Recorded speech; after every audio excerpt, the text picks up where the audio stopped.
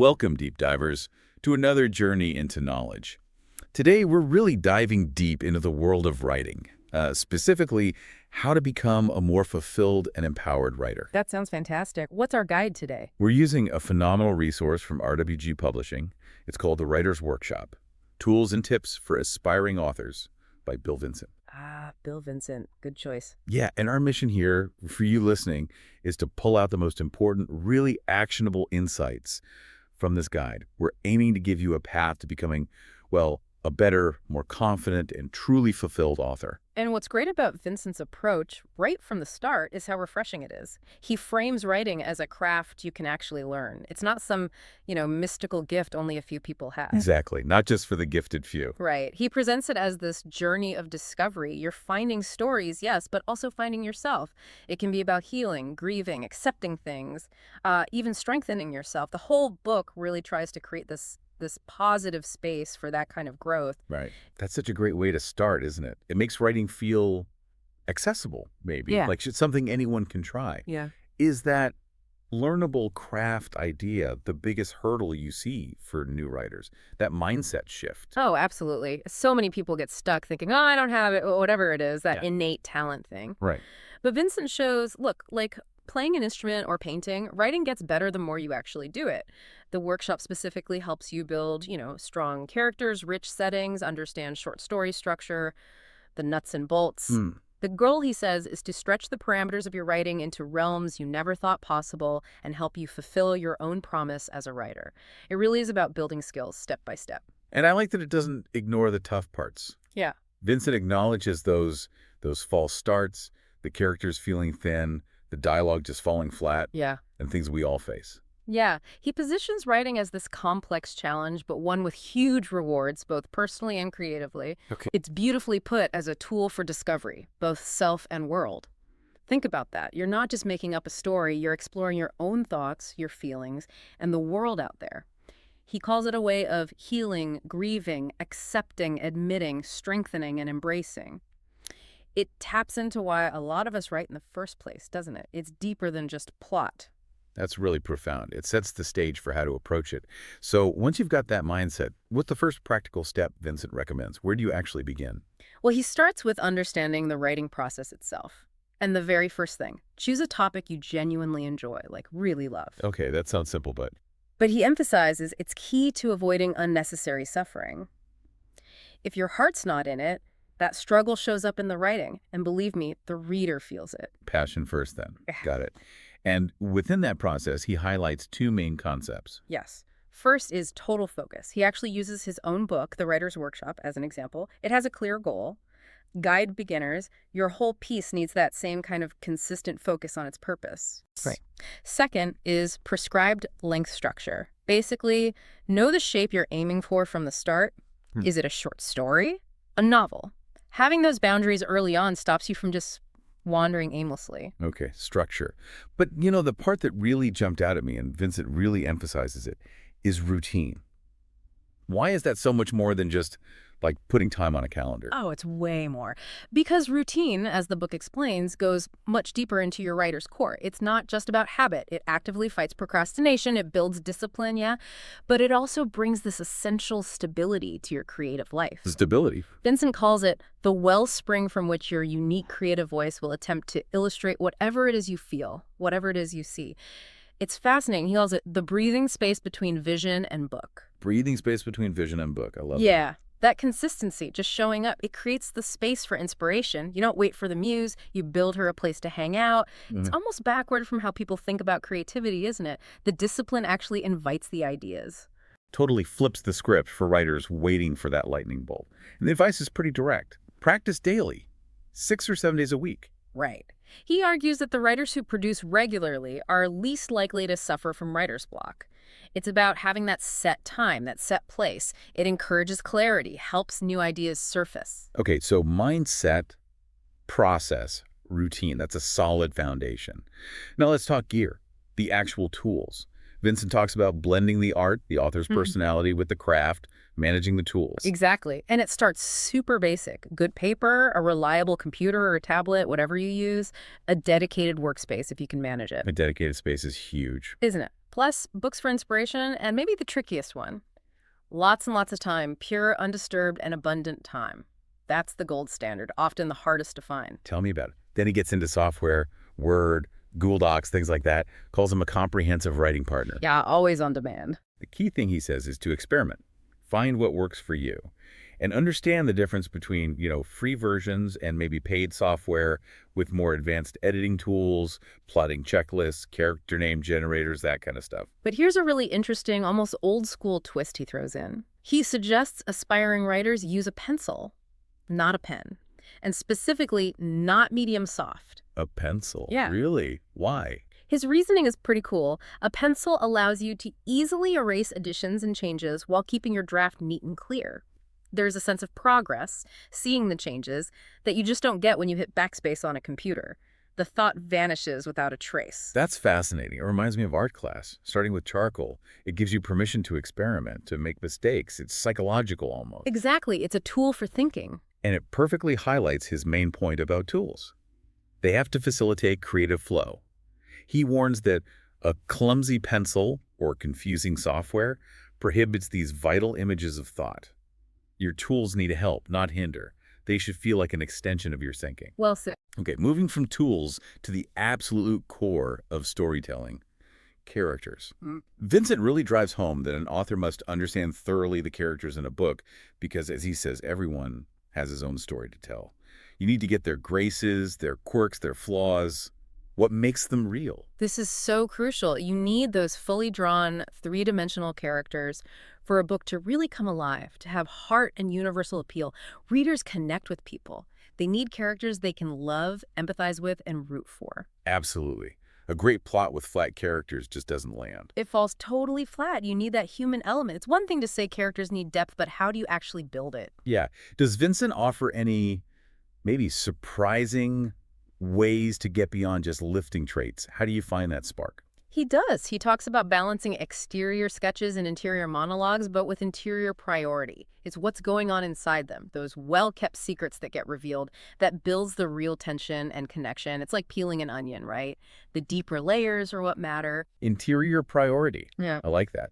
And how do you get to those layers? He suggests things like doing elaborate interviews with your characters, really grilling them, like an actor preparing for a role. He even mentions cutting pictures from magazines or just, people watching. Observe real humans and think for a minute about what makes your character tick. Become a bit of a detective for your own creations. Like method writing? That makes sense. Yeah. And it applies specifically to protagonists and antagonists, too. For your main character, your protagonist, make sure they change, they go through some kind of transformation, learn something. They don't have to be universally liked, but the reader should respect them by the end.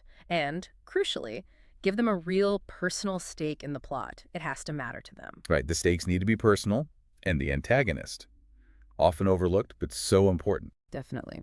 Vincent calls a good antagonist a positive asset to your story. They're not just a villain. They provide resistance. They can be a catalyst for the hero's change, maybe even reflect the protagonist's own dark side.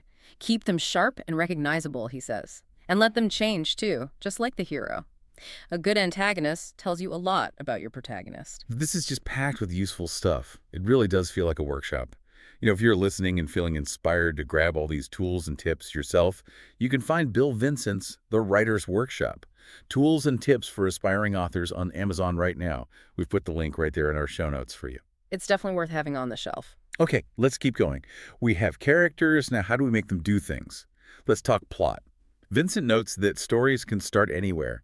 Failed prophecies, boys on lifeboats with tigers, you name it. But what makes them compelling are those epiphanies and other major turning points. Right, the moments of change. And this leads into thinking about the shape of the story. The source mentions common structures, like the old woman in a hole idea. It's basically a three-part quest. Act 1 is long, setting it up. Act 2 is short, the hole or low point. Act 3 is the climb back out, usually to happiness. Or there's the pyramid form, maybe more familiar as the 3-act structure. Fall, then a rise, and then the fall again, but the final rise is to a greater height. Things get progressively more intense. And for structure nerds like me, he breaks down Freytag's pyramid really clearly. You got the exposition, background, characters setting the scene. Like, we meet Detective Harding at a rain-soaked crime scene. Oh. Then rising action, Things intensify, maybe clues emerge, foreshadowing happens. Harding finds a strange coded message. Then the climax. The peak dramatic moment. He confronts the suspect in a tense standoff. After that, falling action, things start to resolve. The accomplice confesses, the motive is clear. And finally, the denouement, the wrap-up. Harding looks out at the city, case closed, but maybe thinking about the next one. It works so well for mysteries, that structure. That's a perfect illustration. But importantly, the book also tackles the whole plotting versus pantsing debate, outlining everything versus making it up as you go. Ah, yes, the eternal battle. And Vincent basically says, hey, there's no wrong approach. It's all down to personal preference. It's about finding what works for you, what fits your process and keeps you writing. No judgment. Which is great to hear. And he offers that middle ground, doesn't he? The Doolin concept. Yeah. Draft plus outline. Yeah. That's clever. It lets you have some structure, a roadmap, so you're not totally lost. But it also leaves room for discovery, for pantsing within that structure. It keeps the writing process engaging, less like just filling in blanks. That seems really practical. It is. And he stresses, look, if one approach isn't working for you on a particular project, be flexible. Try the other way. Even if you always plot, try pantsing if you're stuck, or vice versa. Especially helpful for busting through writer's block.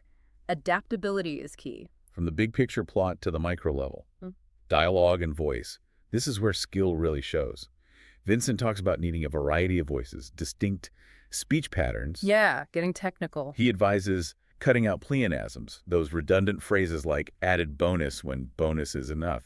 Also, trimming unnecessary clauses, dialing back adverbs, using strong verbs, and steering clear of cliches and too much slang. And the key thing he says about dialogue, the most important trait, is that it mirrors or adds to the action. It shouldn't just be characters talking at each other. It needs purpose. Exactly. Good dialogue does two things. Makes characters believable, because they sound like themselves consistently, and it forces the writer to think and plan through the characters. They reveal who they are by how they speak and what they say. It's action in word form. And that distinctiveness comes from characterization. Yeah. Age, background, personality. For sure. He gives examples like a character from the Southwest saying, I'm going to visit with the hombre, versus maybe very formal speech from someone else. But he also warns, don't overdo it. Right. Can't become a caricature. Exactly. If it's too forced or distracting, it pulls the reader right out. It's a balance. And this all feeds into that bigger, maybe harder to pin down idea, developing a unique authorial voice. Yeah, he calls it ethereal.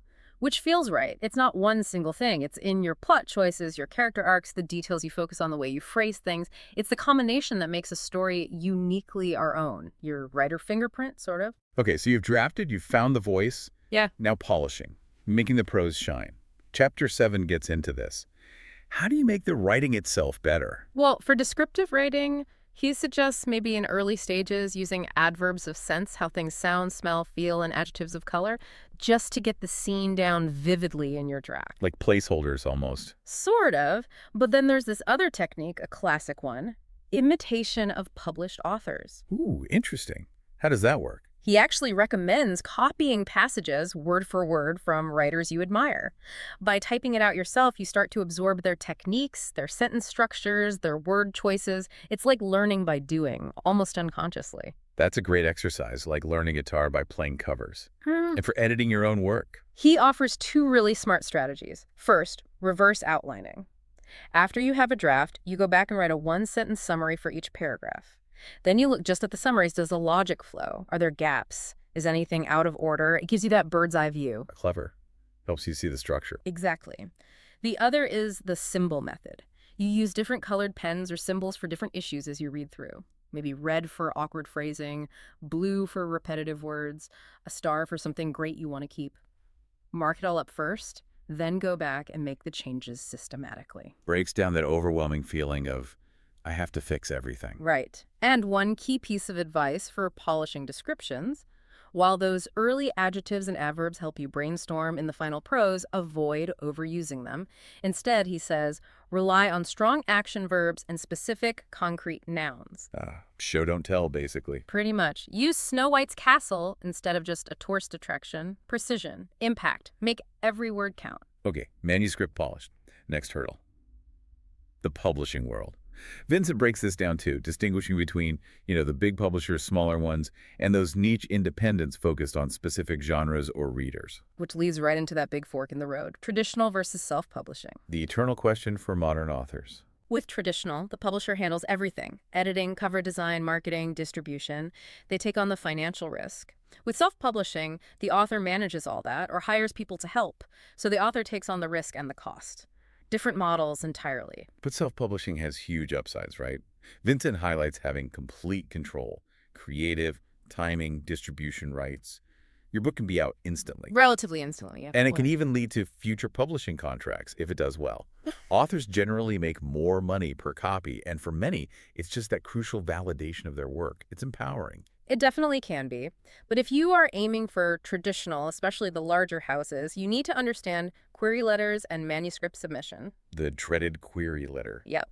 Big publishers get tons of submissions, mostly through established literary agents. So Vincent advises researching agents using resources like Writer's Market, finding ones who rep your genre, and writing the absolute best possible query letter you can. And, maybe most importantly, be prepared for a number of rejections. Steel yourself. It's part of the process. It's a numbers game, often. Don't take it personally. Keep refining, keep submitting. Good advice.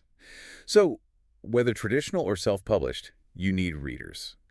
Which brings us to building an author platform. Vincent makes a great point.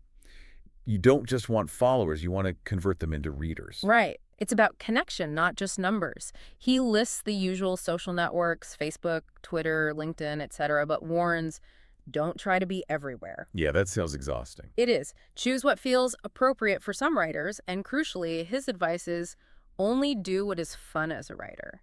If you hate making TikTok videos, don't force it. Because, he says, the social media algorithm will take your sense of joy in your soul. If it feels like a chore, it won't connect. That's such good advice. Do what you enjoy. Yeah. And for creating an author website, he gives practical steps. Get a domain name, mentions GoDaddy. Get hosting, like WordPress. Pick a theme. The essential. And make sure you have key content. Your bio, a good photo, contact info, social media links, a page for your published books, maybe a blog, upcoming appearances, and an email list. Sign up using something like MailChimp. That email list is your direct connection to your dedicated fan base. Super important for launches and sales. That direct line is gold. And using social media itself for promotion. Same principle applies. Only do what is fun. Ask questions. Share bits about your writing life. Talk about your interests outside of writing. Be a person. And he also says, remember, you don't owe anybody an explanation if you need to take a break from social media. Protect your energy. The goal is expanding your audience, not strangers. Build real connections. Love that. Okay, final stretch. We circle back to the writer's inner game, staying inspired and dealing with the inevitable writer's block. Vincent circles back to routine here, saying a regular writing habit makes it easier to stay inspired. It's that consistency again. It reframes inspiration. You don't just write when you're inspired. The routine means you sometimes work out problems through writing, even when you don't feel inspired. And solving those problems builds confidence. It proves you can do it, even on off days. That makes so much sense. And he offers tips for actively finding inspiration too, right? Not just waiting for it. Yeah, exercising your creative thinking, playing word games, looking closely at road signs, analyzing TV commercials. He says these are just a few ideas out of endless games and gimmicks to get your mind working differently. Engage with the world actively. Be curious. Exactly. And drawing from his own workshop, he advises responding to the world what you see, hear, feel, sense, experience. Keep that notebook or journal handy for random thoughts. And importantly, giving an idea a chance, no matter how weird it seems at first. Don't dismiss things too quickly. You never know where it might lead. Yeah. Okay, but what about when you do get stuck? The dreaded block. Any effective strategies? Yes. First, be prepared. Having that outline, those character profiles, a list of goals for the session, that preparation can prevent block from even starting. Like having a map. Right. And here's a great practical trick. Stop writing for the day in the middle of a paragraph, line of dialogue, or even a word. Oh. So you know exactly where to pick up. Precisely. It makes starting the next session so much easier because you're not facing a completely blank page or a finished thought. You just complete the sentence or word and you're rolling again. It's a fantastic psychological trick. That's genius. I'm going to try that. Do it. Ultimately, it all comes back to establishing daily goals, and Vincent puts it so starkly. Writing is not something that he or she should do every day. It is also something that he or she should do every day. That repetition emphasizes the commitment. Whether it's 15 minutes or 5 hours, 100 words or 1,000, that consistency builds momentum, confidence, and keeps you invested. It's the drip, drip, drip that gets the book written. Wow, what a comprehensive journey we've taken through the Writer's Workshop. From mindset and craft, all the way to publishing and staying motivated, it really is an empowering guide. It truly is. And Bill Vincent's concluding thoughts are just so powerful. He tells the reader basically, you have the gift of language and disciplined study of the writing craft. Commit to writing. Tune in to the divine and allow your true guide to speak. Honor your talent. It's such a strong affirmation. It really is. A call to embrace your potential. And that direct challenge. Recognize resistance in its myriad forms and eliminate it. Right. Simple, but profound. Just do the work. And he shares this incredibly motivating quote, something he tells his own clients and wants readers to put up where they can see it. I love that you're taking the steps to improve as a writer. No one else can write your book. Writing your book is something you've hunkered down to accomplish, and you're doing it. Oh, I love that. No one else can write your book. It's such a personal, powerful reminder that your story matters, and your commitment is what makes it real. Absolutely fantastic. Yeah. Well, if this deep dive has fired up your writing ambitions, don't forget you can grab your own copy of Bill Vincent's The Writer's Workshop, Tools and Tips for Aspiring Authors. It's on Amazon, and the link is right there in our show notes. Highly recommended. So what does all this mean for you listening? It means, quite simply, you are a writer. Maybe now you feel you have a clearer map, a better sense of your own creative power. Take that thought, hold on to it, nurture it, and let it fuel your writing journey. Well said. Thank you for listening to the Deep Dive Podcast.